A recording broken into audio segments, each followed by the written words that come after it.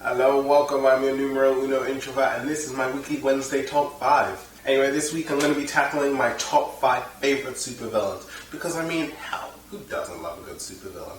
They're the backbone of every good superhero, or any good superhero team. How can you not? Anyway, let's kick things off with number 5 on this list, the Green Goblin. You may be wondering, which Green Goblin are you talking about? There's been so many. Of course, I'm talking about Stormin' Norman Osborn, which no one has probably ever called him in his entire life, which makes a lot of sense.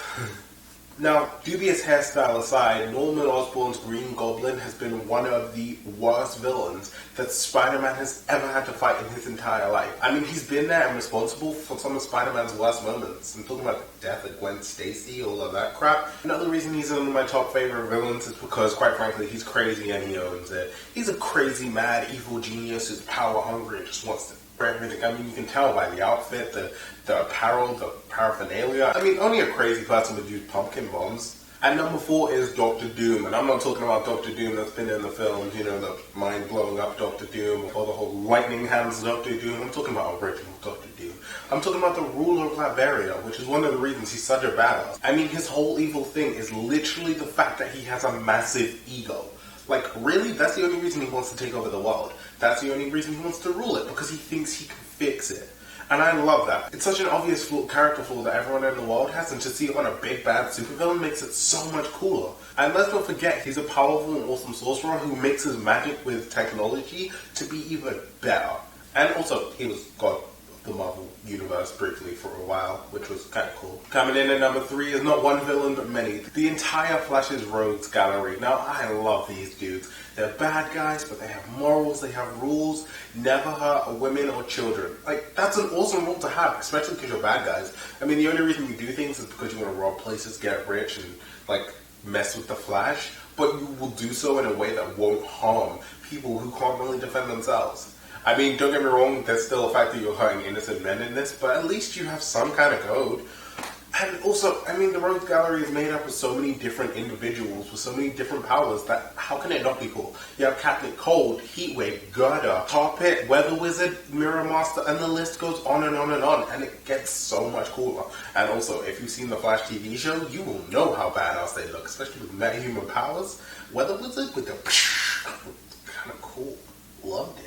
And number 2 is the Master of Mischief himself, Loki. Now, Loki is kind of cool because A, he's an Asgardian god, 2, he's a Master of Mischief, and 3, he never really does anything because he wants to be evil. He just does things because he's bored, or to get attention. He's basically like a spoiled little kid who wants everyone to pay attention to him, but when everyone doesn't, he has to make a big fuss and throw a big tantrum and almost destroy the world or some crap. Also, if you read the comics, then you'll see that he had a massive character transition a year or 2 ago, and it was really cool to see that, especially in Loki, Agents of Asgard, when he was trying to be a hero.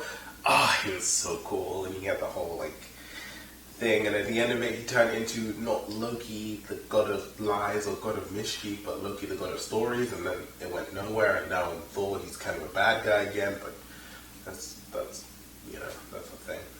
Also, he's just a likable dude. He's a bad guy that you feel like, I could drink with that dude. It'd be pretty fun. He'd just tell me stories, mess with me a bit. It'd be fun. Taking my number 1 spot is the Joker, the clown prince of crime. This dude takes being evil to a whole new level. Mainly because he's not evil for a reason. He's just evil. He's crazy, he's maniacal, he's a monster, and it's great to see this. It's just true craziness, and it's so fun to see. The fact that he doesn't give a crap about anything. He doesn't give a crap about who Batman is in real life, who he hangs out with, who he hangs around with. He just wants to mess with him. He sees himself in the Batman, and it's so cool to have that villain-hero dynamic, which is so integral to the hero and the villain themselves.